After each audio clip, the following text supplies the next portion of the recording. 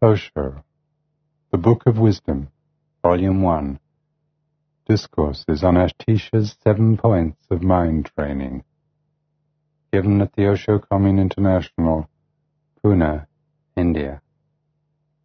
Discourse number 1.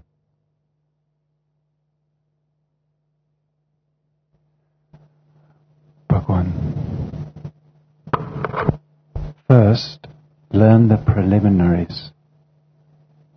Think that all phenomena are like dreams. Examine the nature of unborn awareness. Let even the remedy itself go free on its own. Settle in the nature of basic cognition, the essence. Between sessions, consider phenomena as phantoms. Train in joining, sending, and taking together. Do this by riding the breath.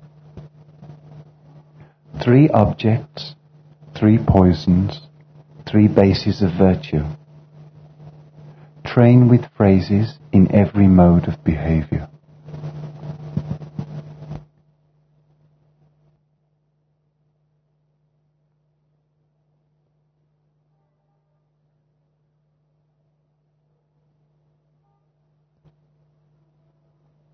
Religion is not a science, and yet a science. Religion is not a science in the sense physics, mathematics, chemistry are sciences. But still it is a science because it is the ultimate knowing. The word science means knowing. Then if religion is not a science, what else can be? It is the highest knowing. It is the purest knowing. The ordinary science is knowledge, not knowing. Religion is knowing itself. The ordinary science is object-oriented. It knows something, hence it is a knowledge. Religion is not object-oriented. It has no object. It knows nothing. Knowing knows itself, as if the mirror is reflecting itself.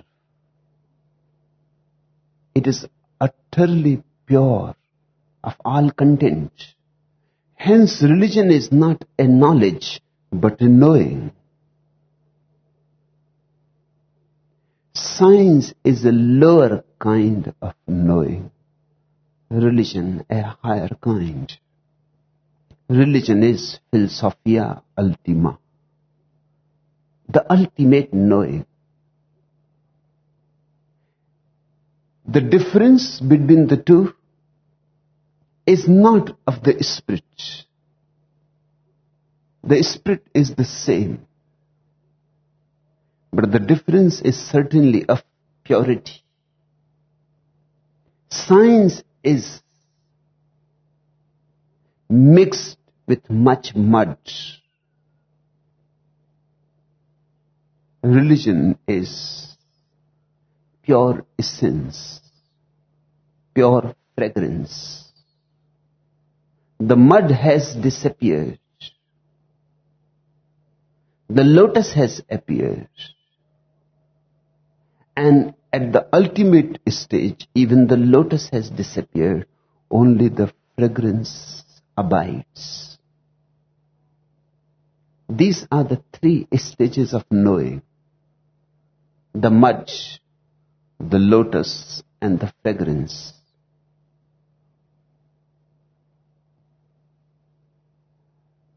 Religion cannot be grasped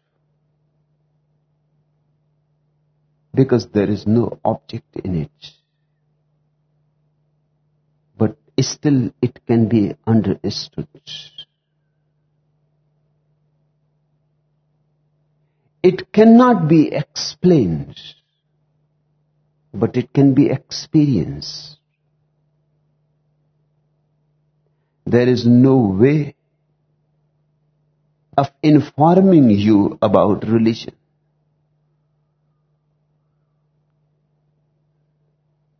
Because it cannot be reduced to information. But you can be showed the way, the path to it. Fingers pointing to the moon. The fingers are not the moon, obviously. But the fingers can point to the moon. These 7 points of mind training of the great master Atisa are fingers, 7 fingers pointing to the moon. Don't be caught in the fingers. Don't become too much obsessed with the fingers. That is not the point. That will be missing the point. Use the fingers and forget them and look where the fingers are pointing at. And when you will see the moon, who bothers about the fingers? Who remembers them?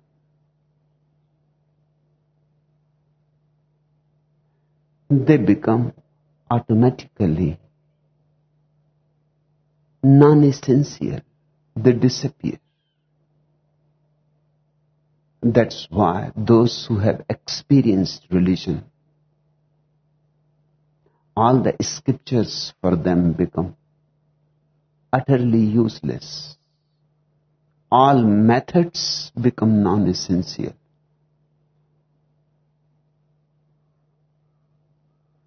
When the goal is achieved, the path is forgotten.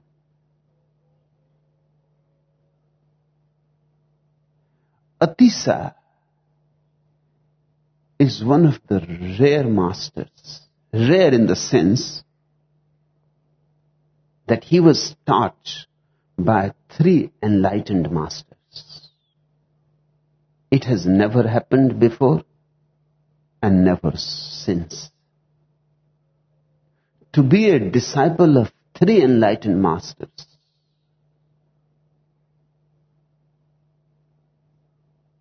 is simply unbelievable, because one enlightened master is enough.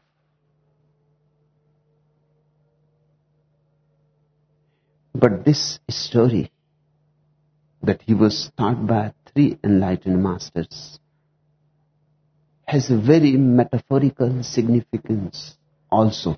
It is true. It is historical too. The 3 masters that Atisa remained with for many years were first Dharmakirti,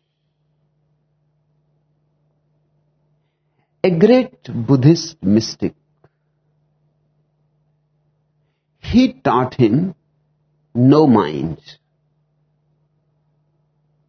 He taught him emptiness. He taught him how to be thoughtless. He taught him how to drop all content from the mind and be contentless. The second master was Dharma Rakshita, another Buddhist mystic. He taught him love, compassion. And the third master was Yogin Maitreya, another Buddhist mystic. He taught him the art of taking the suffering of others and absorbing it into your own heart.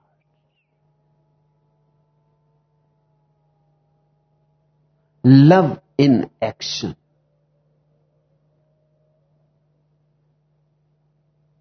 It happens, it could happen, because all these three masters were great friends. They had started their search together.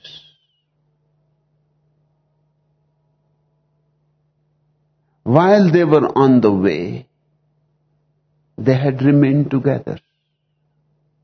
When they attained, still they were together. Atisa became a disciple of Dharmakirti.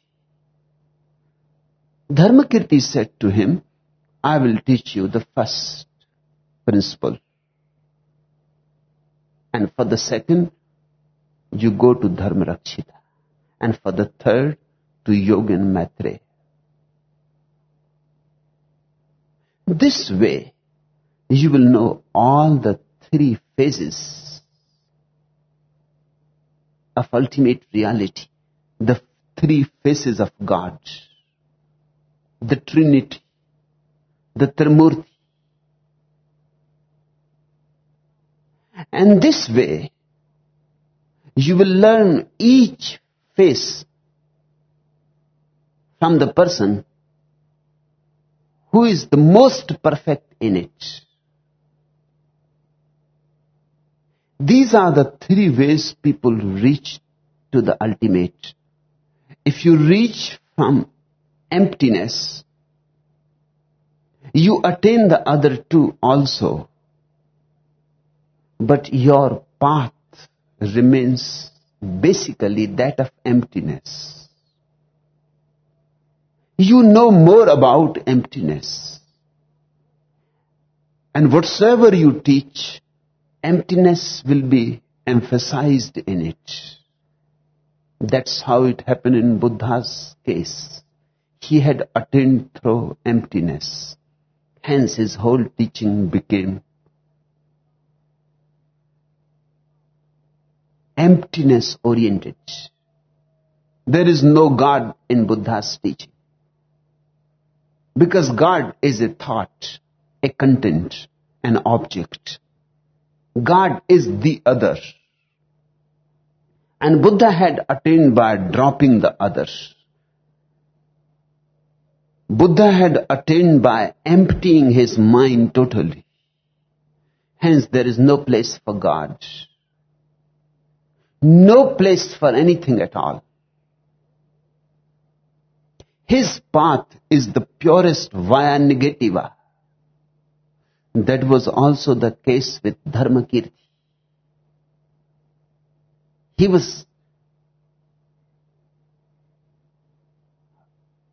the perfect master about emptiness. A master par excellence about emptiness.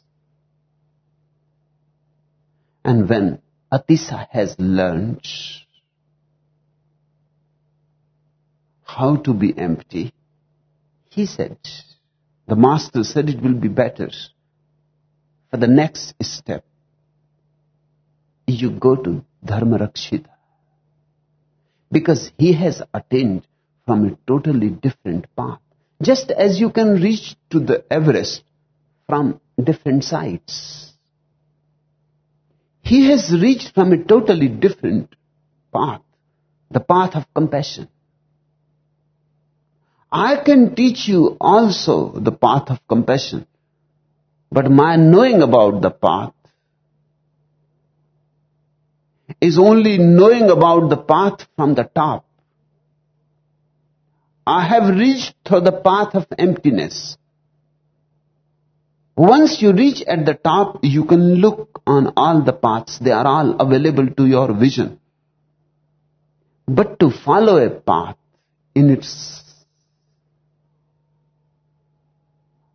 different dimensions, to follow a path in all its details, small details, is a totally different thing. And to look at from a helicopter or from the top is certainly a different vision. It is a bird's eye view. And Dharmakirti said, if there was nobody available here, I would have taught you the other two. But when a man like Dharma Rakshita is just here, my neighbor, living in another cave just by the side,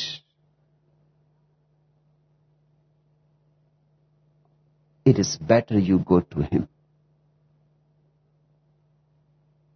First, one has to become empty, utterly empty. But one has not to become a clinger with emptiness. Otherwise, your life will never know the positive expression of religion. Your life will miss the poetry, the joy of sharing. You will remain empty. You will have a kind of freedom, but your freedom will be only freedom from. It will not be freedom for. And unless a freedom is both freedom from and freedom for, something is missing. Something is lacking. Your freedom will be poor. Just to be free from is a poor kind of freedom. The real freedom starts only when you are free for. You can sing a song, and you can dance a dance, and you can celebrate, and you can start overflowing. That's what compassion is. Man lives in passion. When the mind disappears, passion is transformed into compassion. Passion means you are a beggar with a begging bowl. You are asking and asking for more and more from everybody. You are exploiting others. Your relationships are nothing but exploitations. Cunning devices to possess the other. Very clever strategies to dominate.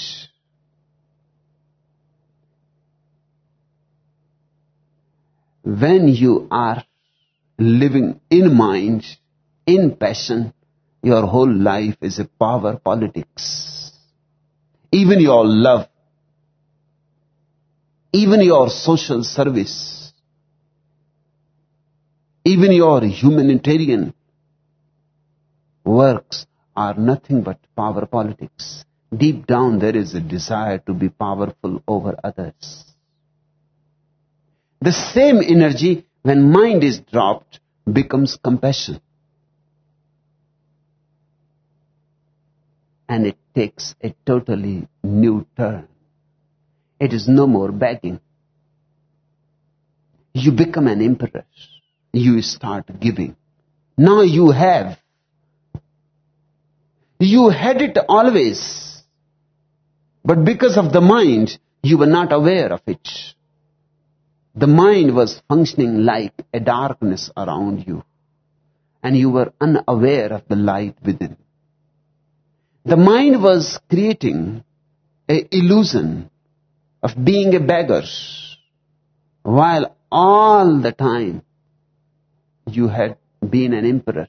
The mind was creating a dream. In reality, you had never needed anything. All is already given. All that you need, all that you can need is already the case. God is within you. But because of the mind means dreaming, desiring. You never look within. You go on rushing outwards. You keep yourself at the back. Your eyes are turned towards the without. They have become focused. That's what mind is all about. Focusing of the eyes on the without. And one has to learn how to unfocus them from there. How to make them loose, less rigid, more liquid, so that they can turn inwards. Once you have seen who you are, the beggar disappears. In fact, it had never existed. It was just a dream, an idea. Mind is creating all your misery. Mind gone, misery is gone. And suddenly you are full of energy. And the energy needs expression, sharing. It wants to become a song, a dance, a celebration. That is compassion. You start sharing. Atisa learned compassion from Dharma Rakshita. But compassion has two phases. One is inactive compassion. The meditator sits silently in his cave, showering his compassion over the whole existence. But it is a very inactive kind of compassion. You have to go to him to partake of it. He will not come to you. You will have to go to the mountains, to his cave, to share his joy. He will not come to you. He will not move in any way. He will not take any active step. He will not flow towards others. He will not seek and search the people with whom he can share his dance. He will wait. This is a feminine kind of compassion. Just like the woman waits. She never takes the initiative. She never goes to the man. She may love the man, but she will never say it first that I love you. She will wait. She will hope that one day or other, sooner or later, the man will propose. Woman is in active love, passive love. Man is active love. Man takes the initiative. And in the same way, compassion has two possibilities, the feminine and the masculine. From Dharma Rakshita, Atisa learned the feminine art of being in love with existence. One more step is needed. Dharma Rakshita told him, you go to Yogin Maitreya. These three masters were all living together in the same vicinity. You go to Yogin Maitreya and learn how to transform the passive energy into active energy. So love becomes active.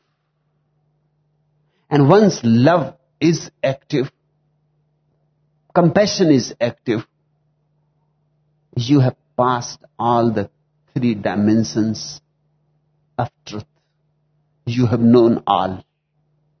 You have known utter emptiness. You have known compassion arising. You have known compassion showering. Life is fulfilled only when all these three have happened. Because Atisa learned under three enlightened masters, he is called Atisa, the thrice great. Nothing more is known about his ordinary life, when and where exactly he was born. He existed somewhere in the 11th century. He was born in India. But the moment his love became active, he started moving towards Tibet. As if a great magnet was pulling him towards Tibet. In the Himalayas he attained. Then he never came back to India. He moved towards Tibet. His love soured on Tibet. He transformed the whole quality of Tibetan consciousness. He was a miracle worker. Whatsoever he touched was transformed into gold. One of the greatest alchemists the world has ever known. These 7 points of mind training is his fundamental teaching that he gave to Tibet, a gift from India to Tibet. India has given great gifts to the world. Atisa is one of those great gifts. Just as India gave Bodhidharma to China, India gave Atisa to Tibet. Tibet is infinitely indebted to this man. These 7 points, a smallest treatise you can find, are of immense value. You will have to meditate over each statement. They are the whole religion condensed. You will have to unfold each statement. They are like seeds. They contain much.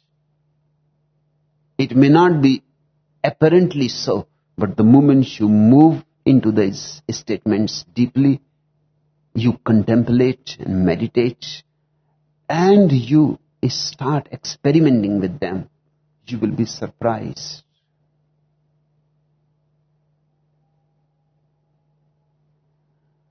You will be going into the greatest adventure of your life.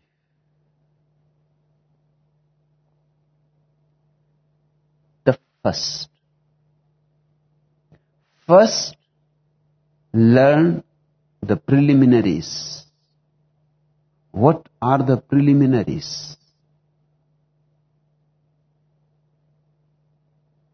3 are the preliminaries. First, truth is. Truth is not something to be created.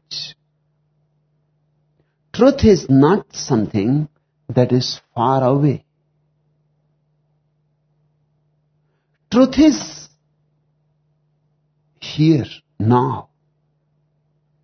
Truth surrounds you, like the ocean surrounds the fish. The fish may not be aware. Once the fish becomes aware of the ocean, the fish is enlightened. The fish is not aware, cannot be aware. Because the fish is born in the ocean, has always lived in the ocean, is part of the ocean as any wave is part of the ocean. The fish is also a wave, a little more solid, but born out of the ocean, lives in the ocean, one day disappears in the ocean. The fish may never come to know about the ocean. To know something, a little distance is needed. To know something, perspective is needed. And the ocean is so close, that's why the fish may not be aware of it. And so is the case with truth. Or if you like the word God, you can use the word God. So is the case with God.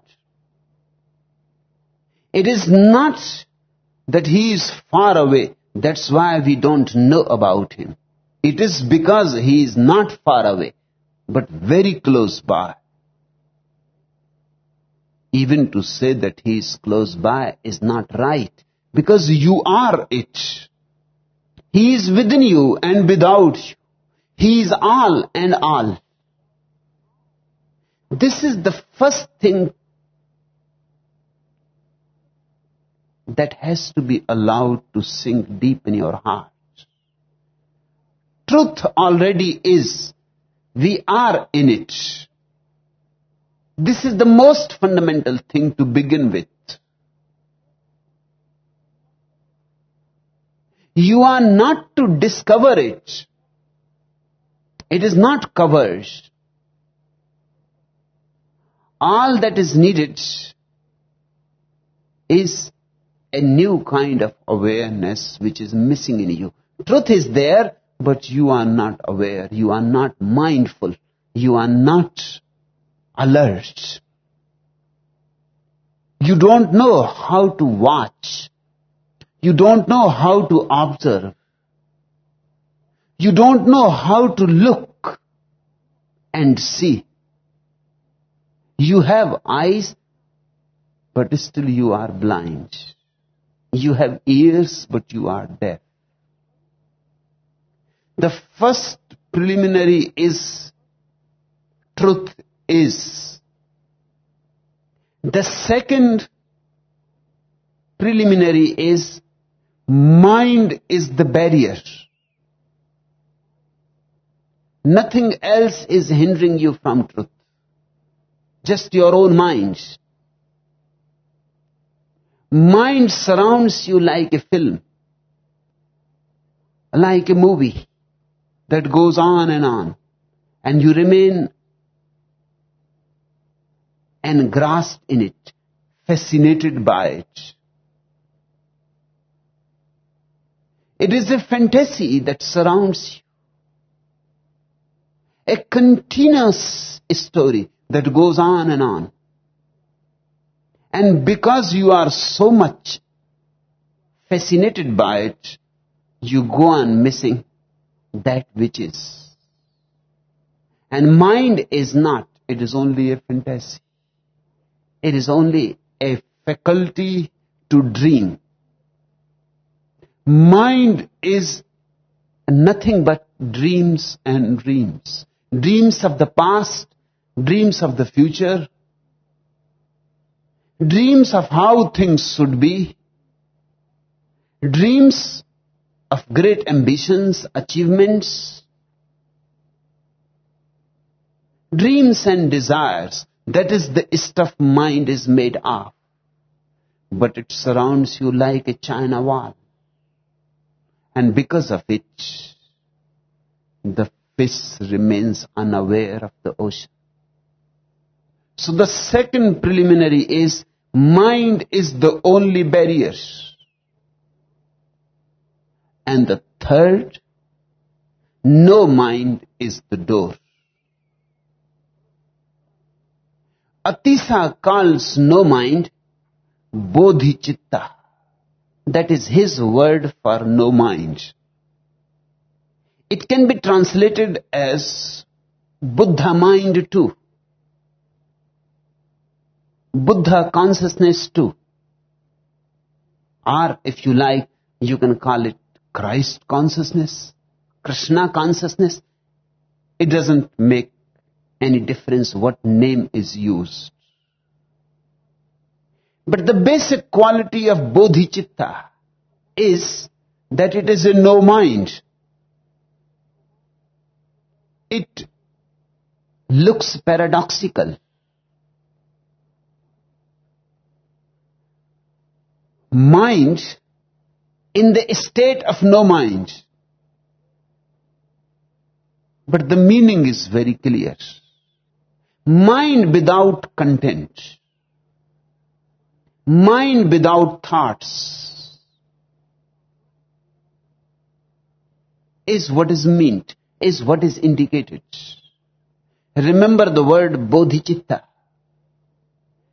because Atisa says the whole effort of religion, the whole science of religion is nothing but an endeavor to create bodhicitta, Buddha consciousness. A mind which functions as a no mind.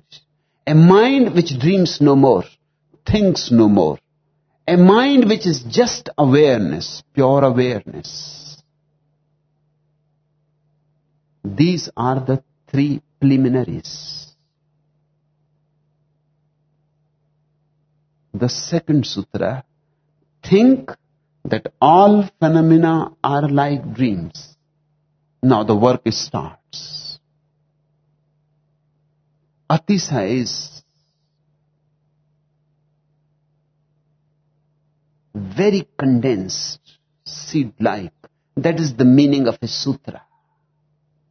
Just a thread, just a hint, and then you have to decode it.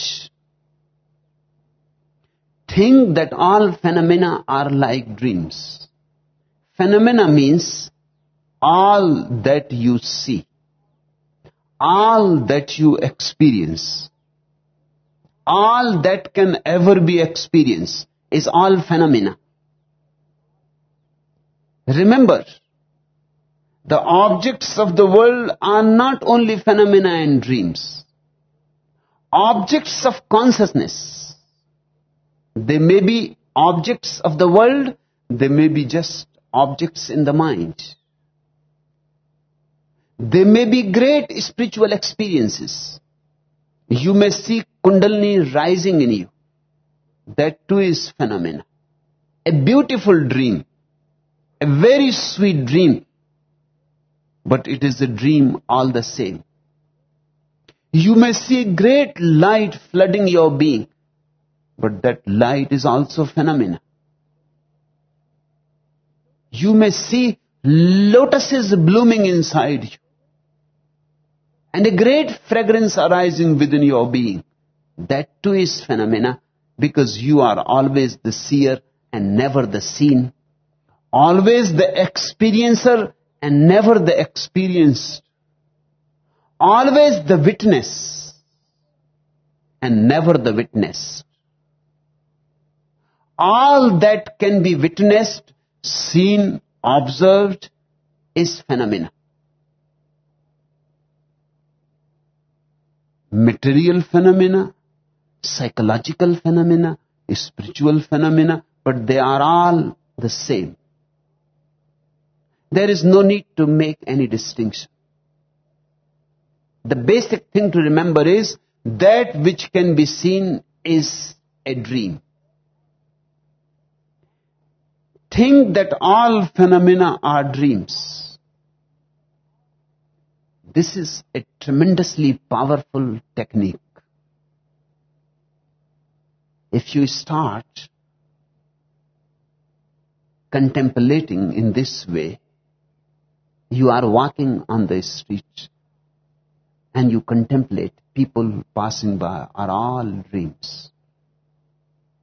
The shops and the shopkeepers and the customers and the people coming and going, all are dreams. The houses, the buses, the train, the aeroplane, all are dreams.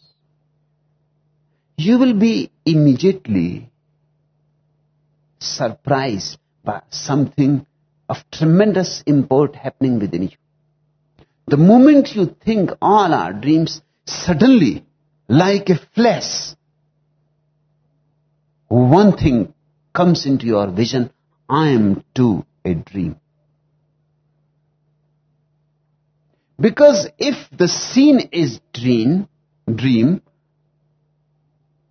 then who is this I?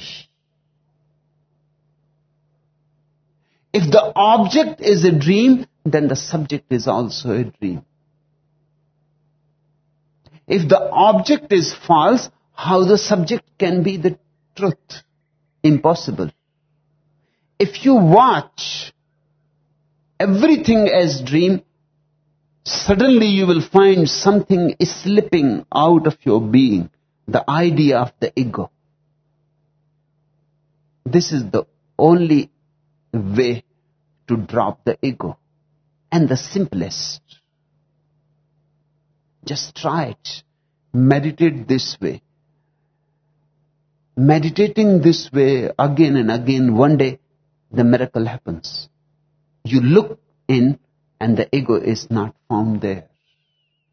Ego is a byproduct of the illusion that whatsoever you are seeing is true. If you think that the objects are true, then the ego can exist. It is a byproduct. If you think that the objects are dreams, the ego disappears. And if you think continuously that all is a dream, one day, in a dream in the night, you will be surprised. Suddenly in the dream you will remember that this is a dream too.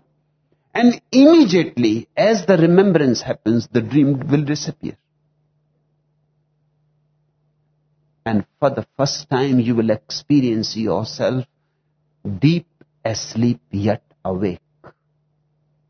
A very paradoxical experience, but of great benefit. Once you have seen your dream disappearing because you have become aware of the dream, your quality of consciousness will have a new flavor to it. Next day in the morning, you will wake up with a totally different quality you had never known before. You will wake up for the first time. Now you will know all those other mornings were false. You were not really awake. The dreams had continued.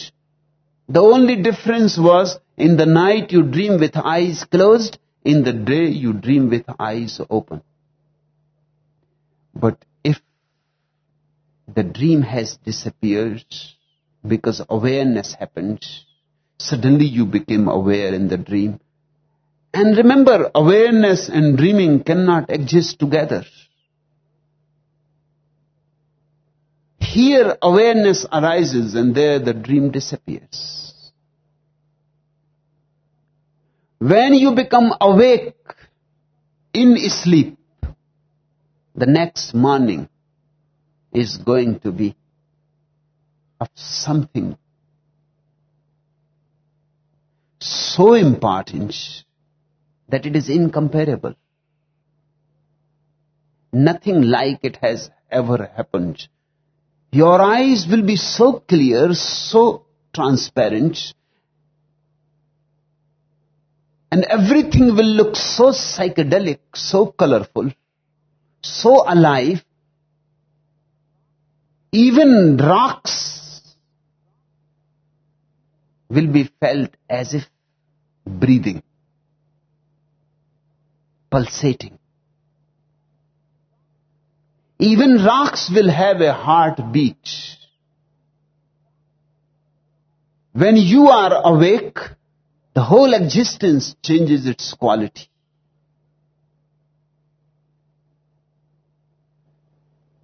We are living in dream. We are asleep, even when we think we are awake. Think that all phenomena are like dreams. First, objects will lose their objectivity, and second, the subject will lose its subjectivity. And that brings you to a transcendence. The object is no more important, the subject is no more important. Then what is left? A transcendental consciousness, bodhicitta, just a witnessing, with no idea of I and thou, just a pure mirror, which reflects that which is. And God is nothing but that which is.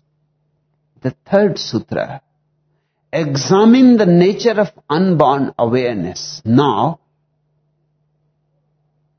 you know what awareness is. You have known this transcendental awareness, where objects and subjects are no more existential. You have known for the first time this purity, this crystal clear mirror. Now examine the nature of this awareness. Look into it. Look deep into it. Shake yourself into as full alertness as possible. Wake up and see. And you will start laughing. Because now you will see there has never been a birth and there is going to be never a death. This is unborn and undying consciousness. It has always been here. It is eternal. It is timeless. And how much afraid you were of death. And how much afraid you were of old age. And how much afraid you were of 1,001 things. And nothing has ever happened. All was a dream. Seeing this,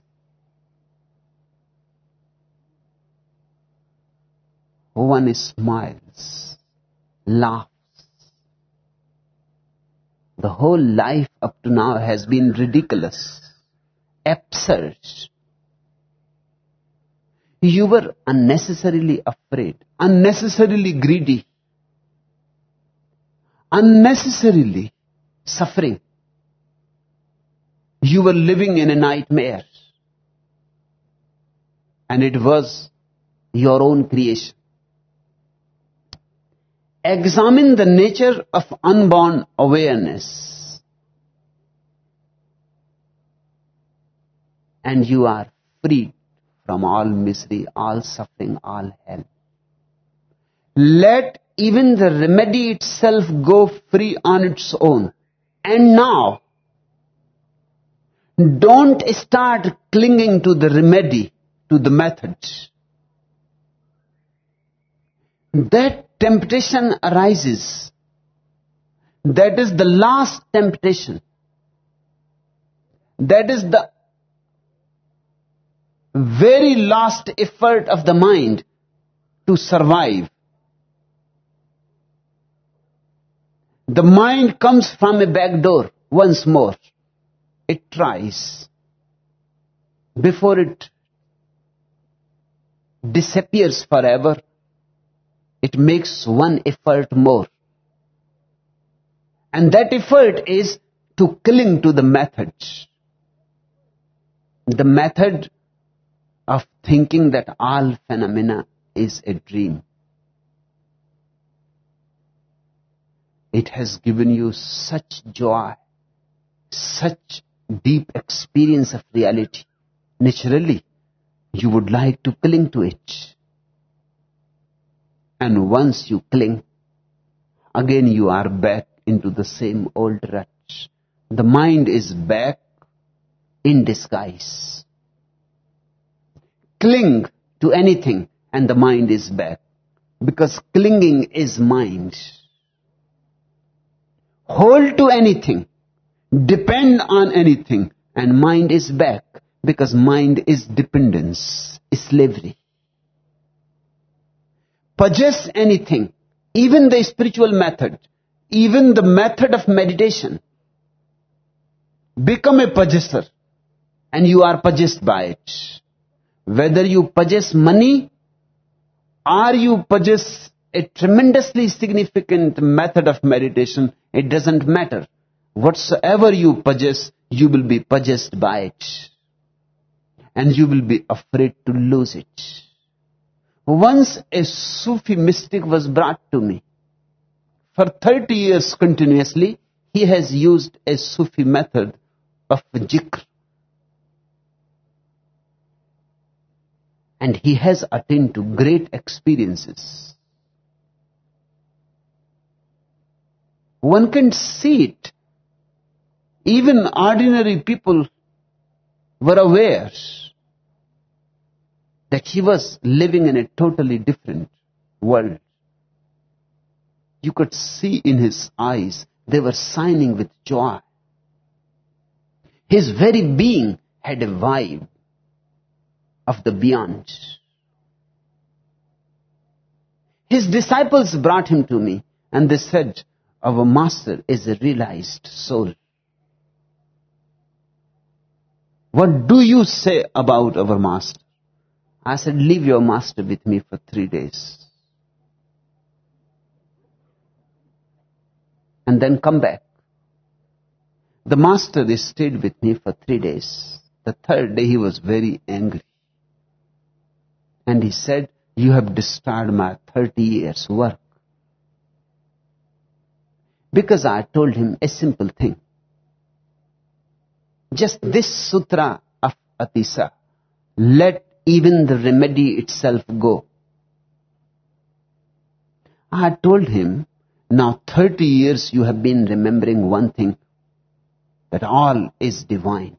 The tree is God, the rock is God, the people are God, the dog is God, everything is God.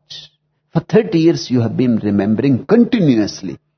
And he had made really a sincere effort. He said, yes. I said, now you stop remembering. How long you are going to remember? If it has happened, stop remembering and let us see what happens. If it has really happened, even dropping remembering, it will remain. It was so logical that he agreed. He said, it has happened. I said, then give it a try. For 3 days, you forget remembering. You stop remembering. He said, I cannot stop. It has become automatic. I said, you just wait, you try. It took him for at least 2 days, 48 hours to stop. It was hard to stop. It has become automatic. There was no need to remember. For 30 years he was remembering. It was simply there like an undercurrent. But within 48 hours, it stopped. And the third day morning, he was very angry. He said, what you have done? All that joy has disappeared. I am feeling myself very ordinary. I am feeling myself the same as I was before I started on the journey 30 years before. He started crying out of anger and out of sadness. Tears started coming to his eyes. He said, give me back my method. Please don't take it. I said, just look. If this is so much dependent on the method, then nothing has happened. It is just an illusion that you are creating by continuous remembering. This is nothing but auto-hypnosis. All the great masters say this, that one day you have to drop the method. And the sooner you drop, the better. The moment you attain, the moment awareness is released in you, immediately drop the mat. Just see, this is only the 4th sutra. In the 3rd sutra, Atisa says, examine the nature of unbound awareness. And in the 4th, immediately let even the remedy itself go. Now no more examination, no more mindfulness, no more remembering that all is dream. Once the first taste on your tongue has happened of awareness, be quick, because mind is very cunning. Mind can start telling you, look, you are no more ordinary. You are extraordinary. Look, you have attained. Look, you have become a Buddha. You are enlightened. Look, this is the goal of all human beings, and very rarely 1 in a million attains, and you are that 1 in a million. And the mind will say all these beautiful, sweet nothings. And of course, the ego can come back. You can start feeling very good, holier than thou. You can start feeling special, spiritual, saintly, and all is lost. Throw the remedy, the disease is back. Cling to the remedy, and the disease is back. One has to be very alert in dropping the method. Once you attain something, immediately drop the method. Otherwise, your mind will start clinging to the method. It will talk very logically to you that this is the method that is important. Buddha used to say again and again a story. 5 idiots passed through a village. People were surprised seeing them, because they were carrying a boat on their heads. The boat was really big. It was almost crushing them, those 5 idiots. They were almost dying under the weight of it. And people asked, what are you doing? They said, we cannot leave this boat. This is the boat that helped us to come from the other shore to this shore. How can we leave it? It is because of it that we have been able to come here. Without it, we would have died on the other shore, and the night was coming close, and there are wild animals on the other shore. It was as sure as anything that by the morning we would have been dead. We will never leave this boat. We are indebted forever. We will carry it on our heads in sheer gratitude. This can happen because all minds are idiots. Mind as such is idiotic.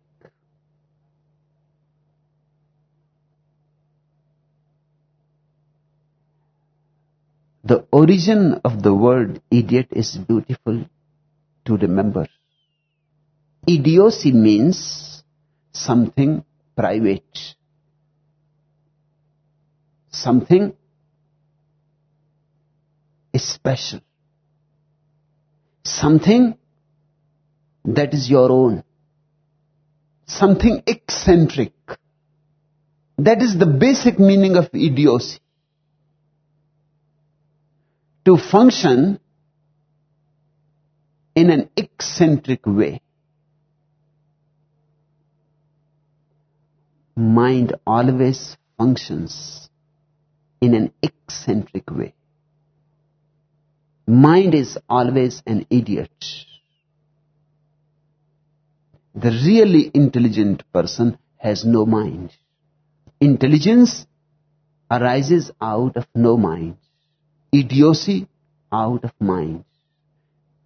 Mind is idiotic. No mind is wise. No mind is wisdom. Intelligence. Mind depends on knowledge, on method, on money, on experience, on this, on that. Mind always needs props. It needs supports. It cannot exist on its own. On its own, it flops. So the ultimate effort of the mind to come back will be when you will attain to some awareness. It will say, look, so we have arrived.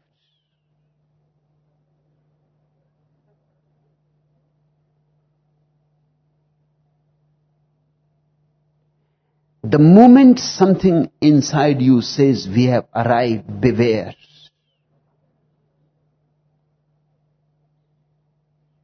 Be very, very cautious now. Each step has to be of great caution. Let even the remedy itself go free on its own. Please now, don't cling to the remedy, to the method. This is the emphasis of J. Krishnamurti. But this is his first sutra. This should be the fourth. That's where he is wrong. It cannot be the first sutra. How can you drop a method that you have never used? You can drop only a method that you have used. Atisa is far more logical, far more scientific than J. Krishnamurti. And I can understand why he emphasizes. Because he is afraid that if you go into 3 sutras, the 4th may never arrive. You may be lost in the 3. Many are lost in the preliminaries. Many are lost in the methods. So he has become too cautious. Extremely cautious. Those 5 idiots were carrying the boat, and J. Krishnamurti is teaching on the other shore to people, don't enter in the boat. Too cautious. Because if you enter in the boat, who knows? You may start carrying the boat on the head. So please don't enter. And there are many who have become afraid of entering in the boat. But to be afraid of entering in the boat is the same idioticness. There is no difference. One who is afraid of entering the boat is the same person who will carry the boat. Otherwise, why should you be afraid? There are old friends of mine who have followed J. Krishnamurti for their whole life.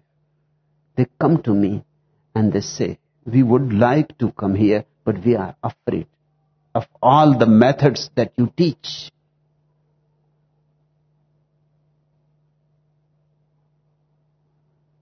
Methods are dangerous, they say. Methods are dangerous only if you are unaware.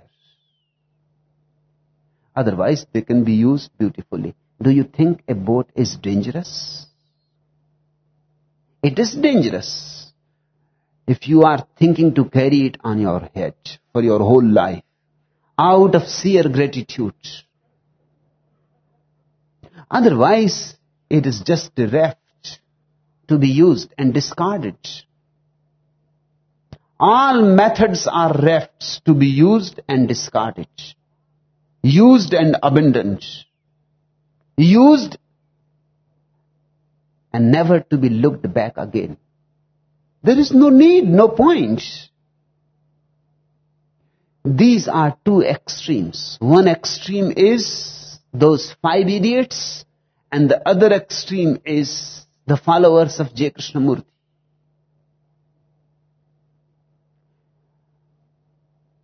There is no need to be either. My approach is use the boat, use beautiful boats, use as many boats as possible.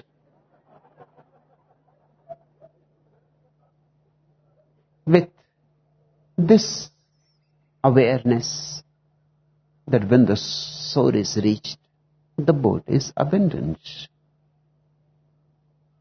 With no clinging.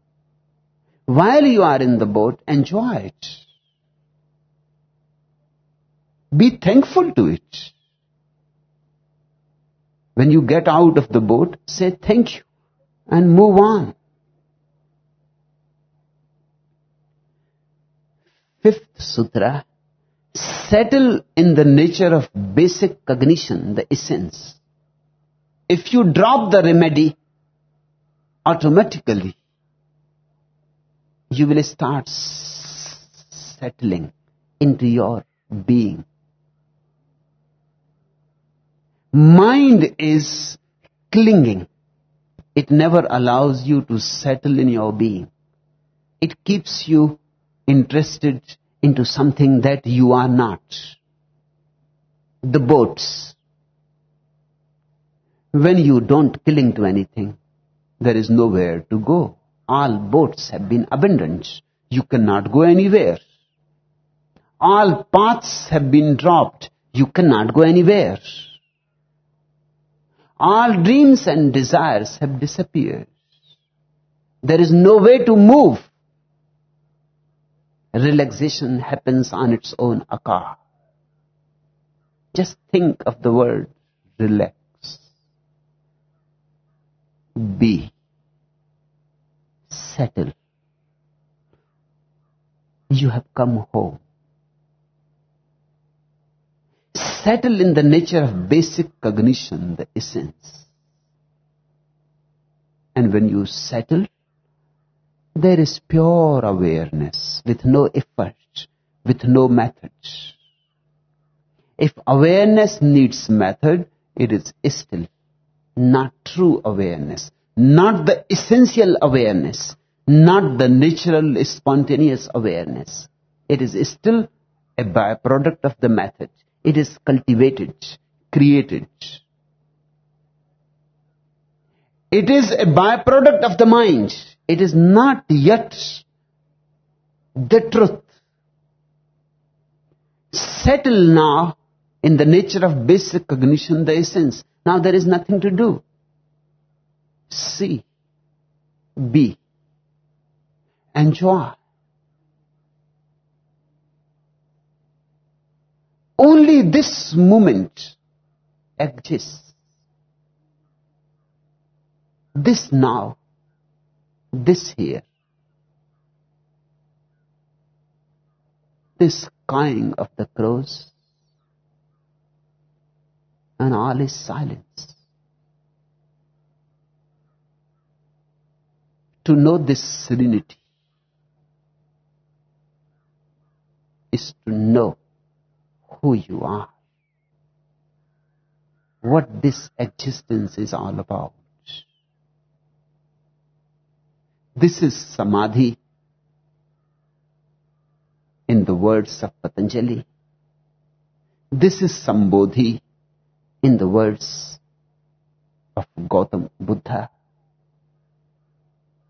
This is bodhicitta in the words of Atisa. Between sessions, consider phenomena as phantoms. Now, Atisa is really very alert of the disciple. He knows that these experiences of settling into your being will be only momentary in the beginning. One moment you will find yourself relaxed into your being. Another moment it is gone. In the beginning it is bound to be so. One moment you are flooded with the unknown, with the mysterious. Another moment it is no more there. One moment all the fragrance, and the other moment you are searching for it and you cannot find it where it has gone. Only glimpses will happen in the beginning. Slowly, slowly, they become more and more solid. They more and more abide. Slowly, slowly, slowly, slowly, very slowly. They settle forever. Before that, you cannot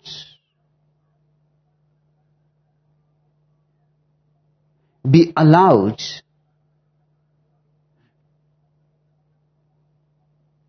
to take it for granted. That will be a mistake. Hence he says, between sessions, when you are sitting in meditation, a session of meditation, this will happen. But it will go. So what you are supposed to do between sessions? Between sessions, consider phenomena as phantoms. Between sessions, continue to use the method. Drop the method. When you are deep in meditation and the moment comes, when awareness is getting purer and purer and purer, and suddenly it is utterly pure, drop the method, abandon the method, forget all about the remedy. Just settle and be. But this will happen only for moments in the beginning. Sometimes it happens here listening to me. Just for a moment. Like a breeze. You are transported into another world. The world of no mind. Just for a moment. You know that you know. But only for a moment. And again, the darkness gathers. The mind is back with all its dreams, with all its desires, and all its stupidities. For a moment, the clouds had separated, and you had seen the sun. Now again, the clouds are there. It is all dark, and the sun has disappeared. Now, even to believe that the sun exists will be difficult. Now, to believe that what you had experienced a moment before was true will be difficult. It may have been a fantasy. The mind may say, it may have been just imagination. It is so incredible. It looks so impossible that it had happened to you. With all this stupidity in the mind, with all these clouds and darknesses, it had happened to you. You had seen the sun for a moment. It doesn't look probable. You may have imagined. Maybe you had fallen in a dream and seen it. Between the sessions, start again. Be on the boat. Use the boat again. Consider phenomena as phantoms. Atisa is very considerate of the disciples. Otherwise, the fourth sutra would have been the last. Or at the most the fifth. Settle in the nature of basic cognition, the essence. If Atisa was a man like Bodhidharma, the treatise was finished on the fifth sutra. Or even on the fourth, let even the remedy itself go free of its own. Then the settling happens on its own. Bodhidharma was very miserly. He would not have used the fifth. But Atisa is very considerate of the disciple. He had been a disciple, so he knows the difficulties of a disciple. And he had been a disciple of three great masters. So he knows all the difficulties that a disciple has to face. He has been a pilgrim. He knows all the problems. And he has been a pilgrim on 3 paths. All the 3 possible paths. So he knows all the problems and all the difficulties and all the pitfalls and all the obstacles that are bound to arise on the path of a disciple. Hence his considerateness. He said between sessions, between these moments of meditativeness, between these moments of utter joy, emptiness, purity, between these moments of being, remember that all are dreams, that every phenomena is a phantom. Go on using that method till the settling has happened forever. Train in joining, sending and taking together. Do this by riding the breath. Now, emptiness has been experienced.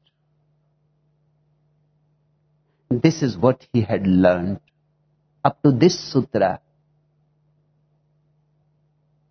he had been with the first master, Dharmakirti.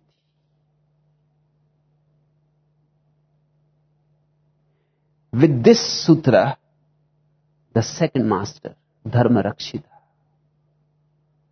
Train in joining, sending and taking together. Do this by riding the breath. Now he says, start being compassionate.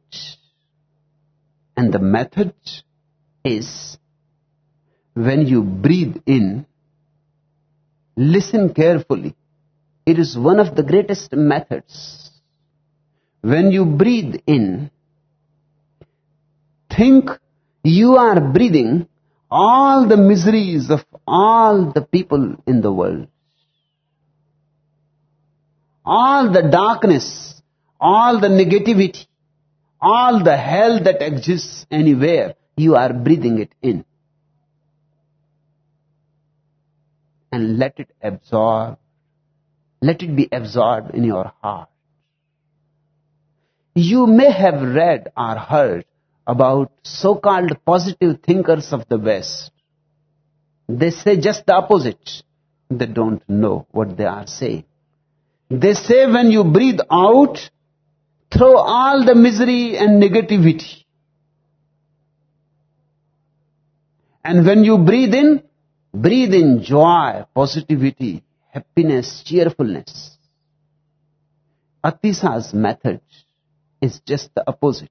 When you breathe in all the misery and suffering of all the beings of the world, past, present, future. And when you breathe out all the joy that you have, all the blissfulness that you have, all the benediction that you have. Breathe out. Pour yourself into existence. This is the method of compassion. Drink in all the suffering and pour out all the blessings. And you will be surprised if you do it. The moment you take all the sufferings of the world inside you, there are no more sufferings. The heart immediately transforms the energy. The heart is a transforming force. Drink the misery in, and it is transformed into blissfulness. Then pour it out. Once you have learned it, that your heart can do this magic, this miracle, you would like to do it again and again. You try it. It is one of the most practical methods. Simple. And brings immediate results. You do it today and you see. That is one of the approaches of Buddha and all his disciples. Atisa is one of his disciples. In the same tradition, in the same line. Buddha says again and again to his disciples, Ihi passiko, come and see.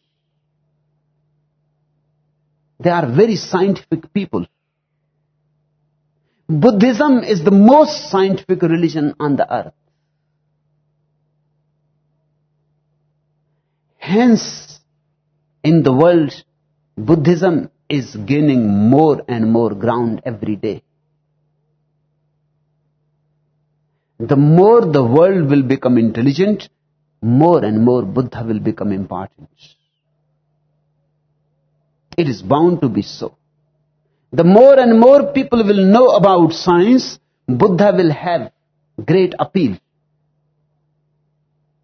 Because he will convince the scientific mind. Because he says, whatsoever I am saying can be practiced. And I don't say to you, believe it. I say, experiment with it. Experience it.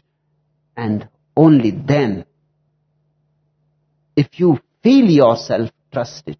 Otherwise, there is no need to believe.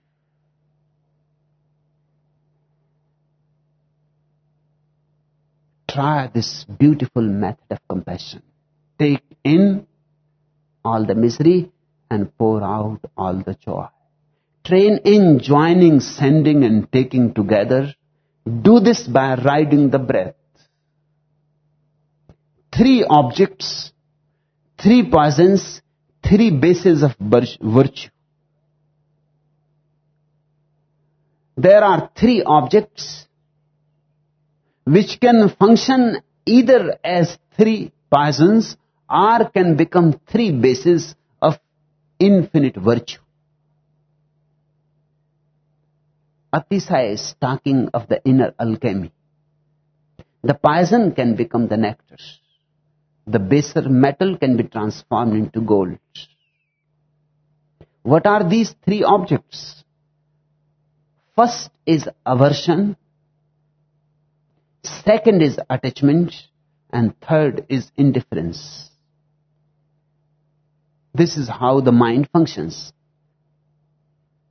You feel aversion to whatsoever you dislike. You feel attachment to whatsoever you like. And you feel indifferent to things which you neither dislike nor like. These are the 3 objects. Between these 3, the mind exists. These are the 3 legs of the tripod called mind.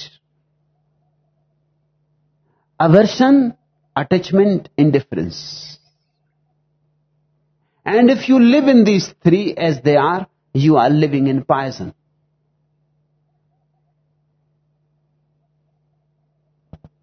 This is how we have created the hell out of life. Aversion, dislike, hatred,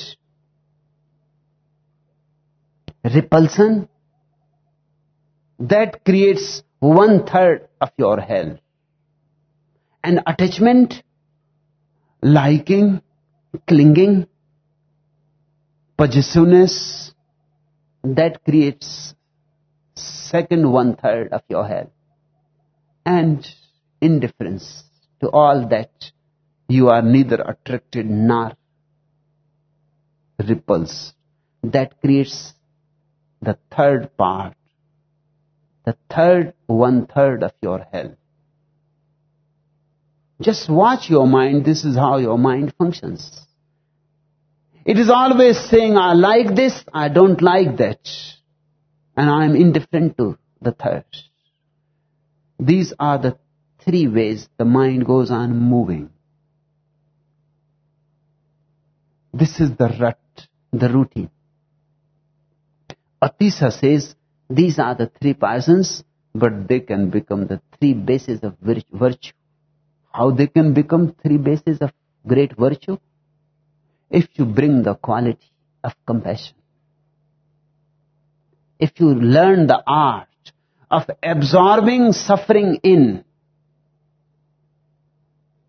as if it is coming riding on the breath, all the suffering of the world, then how can you be repulsed? How can you dislike anything? And how can you be indifferent to anything? And how can you be attached to anything? If you are taking unconditionally all the suffering of the world, drinking it, absorbing it in your heart, and then pouring instead of it blessings to the whole existence unconditionally, not to somebody in particular, remember, not only to man, but to all the beings, trees and rocks and birds and animals, to the whole existence, material, immaterial. When you are pouring the blessings unconditionally, how can you be attached? Attachment, aversion, indifference all disappear with this small technique. And with their difference, the poison is transformed into nectar. And the bondage becomes freedom. And the hell is no more hell, it is heaven. In these moments, you come to know this very body, the Buddha, this very earth, the lotus paradise. And the last sutra, trained with phrases in every mode of behavior. Atisa is not an escapist. He does not teach escapism. He does not tell you to move from situations which are not of your liking. He says you have to learn functioning in bodhicitta, in Buddha consciousness, in all kinds of situations, in the marketplace, in the monastery, with people, in the crowd, or alone in the cave, with friends, with enemies, with family, familiar people, with strangers, with man, with animals. In all kinds of situations, in all kinds of challenges, you have to learn to function in compassion, in meditation.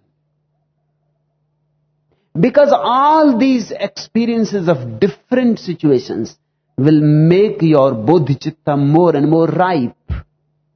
Don't escape from any situation. If you escape, then something will remain missing in you.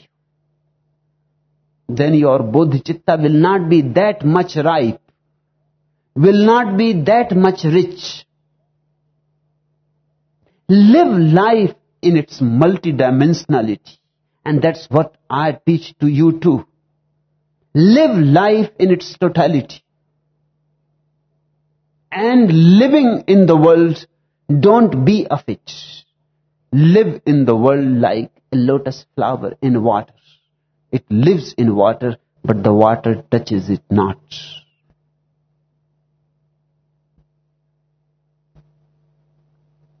Then only bodhicitta will flower in you, will bloom in you. Then only you will come to know the ultimate consciousness, which is freedom, which is joy, eternal joy, and which is benediction. Not to know it is to miss the whole point of life. To know it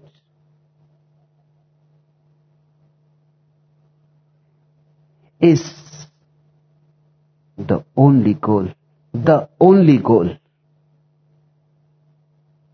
remember it. And remember, Atisa's sutras are not philosophical, not speculative, not abstract. They are experimental. They are scientific. Let me repeat again. Religion is a science in the sense that it is the purest knowing. Yet it is not a science in the sense of chemistry and physics. It is not the science of the outward, it is the science of the inward. It is not the science of the exterior, it is the science of the interior. It is the science that takes you beyond. It is the science that takes you into the unknown and the unknowable. It is the greatest adventure there is. It is a call and a challenge to all those who have any courage, any guts, any intelligence. Religion is not for cowards. It is for people who want to live dangerously. Enough for today.